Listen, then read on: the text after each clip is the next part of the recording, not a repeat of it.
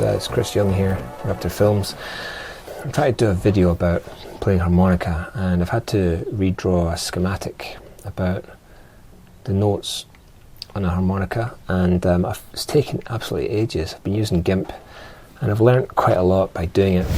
The first thing I learnt, drawing rectangles. So I was having a problem with simply drawing a rectangle, right? So this is what you do. You select the rectangle tool up here. You draw a rectangle, but it's not selected. See, that's the problem that I had. So you need to go up to select. This is your select window here. Select all, draw your rectangle. Okay, see that everything but the rectangle is selected. So you want to invert it. So go to invert. And now white means the rectangle is selected. Go to edit. No.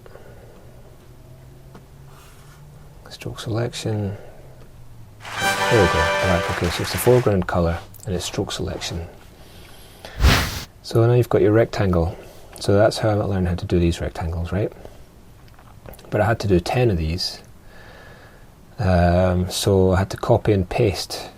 To do that, I go to select none again, just to clear that.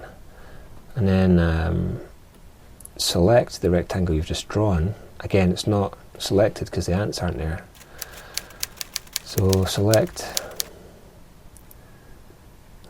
all.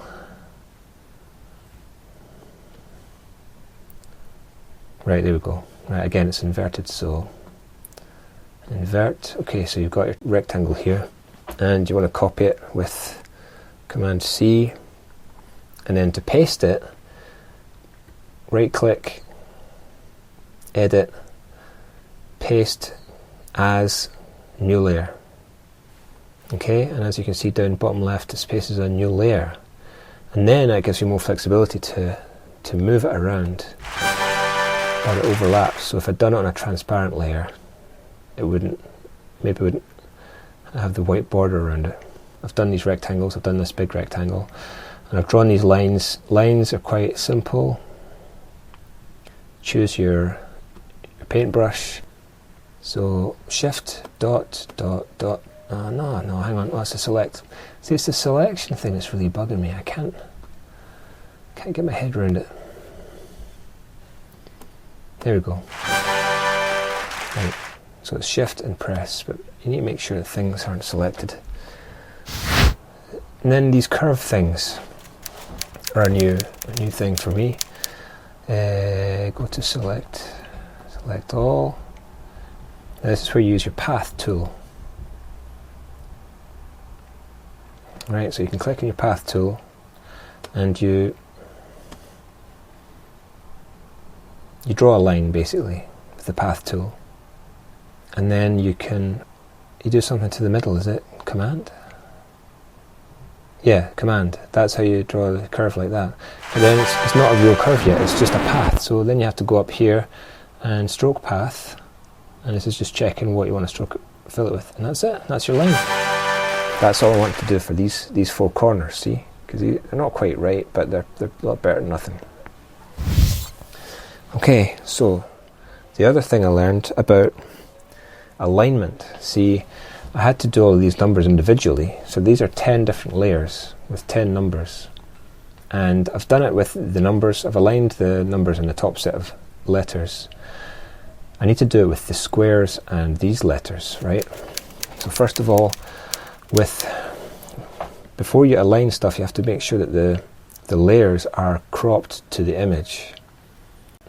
The layer sizes were irregular, but presumably it's the layer edges that it uses to align everything. So say I want to crop this to the image, go to layer, crop to content. There you go, see?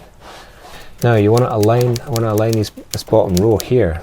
So I'll go to the alignment tool, which has changed the icon to this is the bar graph thing. So your first thing that you point at, and this one, okay, maybe you don't write shift for the first one. The first one would be the ones after that. There we go.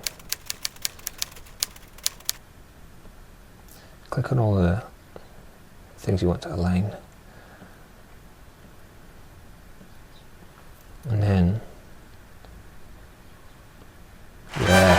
So you don't press shift for the target one, but they're not quite in the middle of the... Maybe I can align the letters as well. Go to align. So first one C, that's the target. Shift on A, align to the middle. Yeah, there we go. Okay, so basically rectangles we've done curves, we've done alignment, and we've done copy and paste. So hopefully that's come in handy for you.